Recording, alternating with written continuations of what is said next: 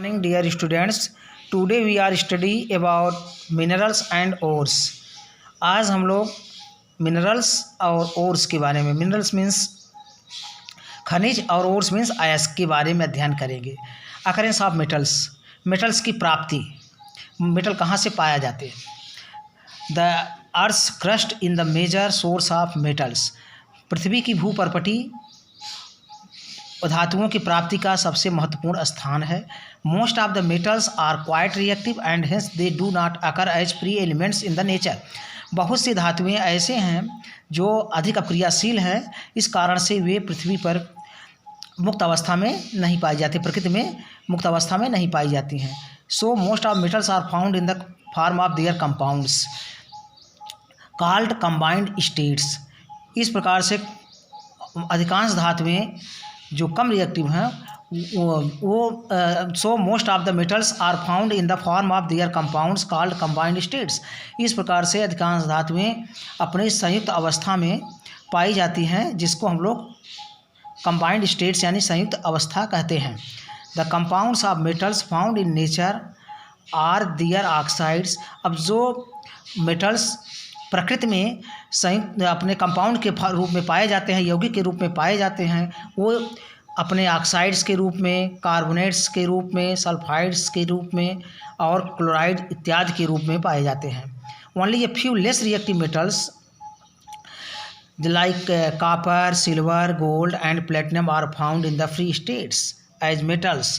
केवल कुछ ही कम रिएक्टिव धातुएं जैसे कॉपर, सिल्वर, गोल्ड और प्लेटिनम ये पृथ्वी पर मुक्त अवस्था में पाई जाती हैं। क्यों? Because of their low chemical reactive, क्योंकि इनकी जो रासायनिक सक्रियता है वो बहुत कम होती है। इस कारण से ये किस अवस्था में पाए जाते हैं? फ्री अवस्था में पाए जाते हैं, स्वतंत्र अवस्था में पाए जाते हैं, मुक्त अवस्था में पाए जाते हैं पृथ्वी पर। When a metal is found as free element, जब कोई मेटल मुक्त तत्व के रूप में पाया जाता है, it is said to occur in native state, तो उसको हम लोग कहते हैं नेटिव स्टेट या मुक्त अवस्था में पाया जाता है। So we can say that copper, silver, gold and platinum metals occur in native state. इस प्रकार से हम कह सकते हैं कि कॉपर, सिल्वर, गोल्ड और प्लेटिनम मेटल्स जो हैं ये प्रकृति में मुक्त अवस्था में पाए जाते हैं। Copper and silver metals occur in free state या native state as well as in the combined states. अगर इसमें से दो जो धातुएं हैं कॉपर और सिल्वर, ये तो फ्री स्टेट में भी पाई जाती हैं और इसके साथ साथ ये कंबाइंड स्टेट में भी पाई जाती हैं, संयुक्त अवस्था में भी पाई जाती हैं अपने कंपाउंड के रूप में।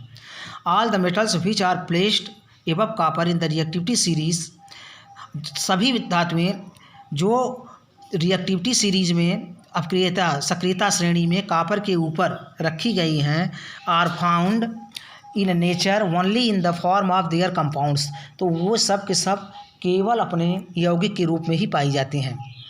The metals which are quite low in the reactivity series, ऐसे मेटल्स जो कुछ कम अक्रियाशील होते हैं रिएक्टिव सीरीज में, उनको जैसे कॉपर, सिल्वर, गोल्ड और platinum are the least reactive, वो वे धातुएं बहुत कम रिएक्टिव होती हैं अथवा अनरिएक्टिव होती हैं और and hence found in free state as metals, और इस प्रकार से वे स्वतंत्र अवस्था में पाई जाती हैं। जो बहुत कम अक्रियाशील धातुएं हैं तो ये रिएक्टिविटी सीरीज जो नीचे होती हैं कॉपर से के नीचे, वो सब के सब फ्री स्टेट में पाई जाते हैं। अब पहला बार आता है मिनरल्स क्या होते हैं, खनिज जिसको कहते हैं। तो the natural materials in which the metals और their compounds are found in earth are called the minerals. The प्राकृतिक मटेरियल्स जिनमें मेटल्स और उनके कंपाउंड्स अर्थ में पाए जाते हैं उसको हम लोग मिनरल्स कहते हैं। Some minerals may contain a large percentage of metal whereas others may contain only a small percentage of metals.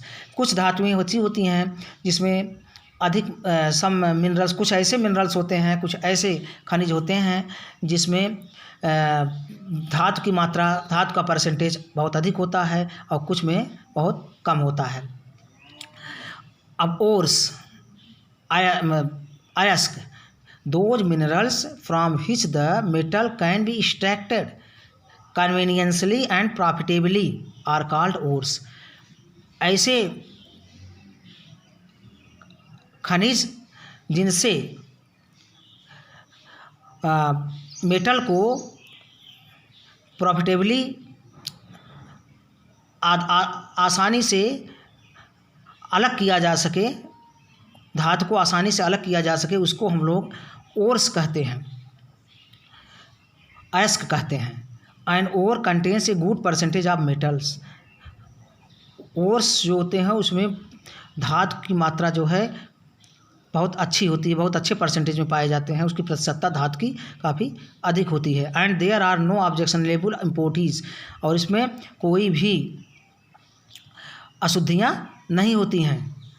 There will be and there are no objectionable impurities in it, thus all the ores are minerals. इस प्रकार से जितने भी अयस्क हैं वो सब के सब मिनरल्स तो होते हैं, लेकिन सभी मिनरल्स अयस्क नहीं होते हैं।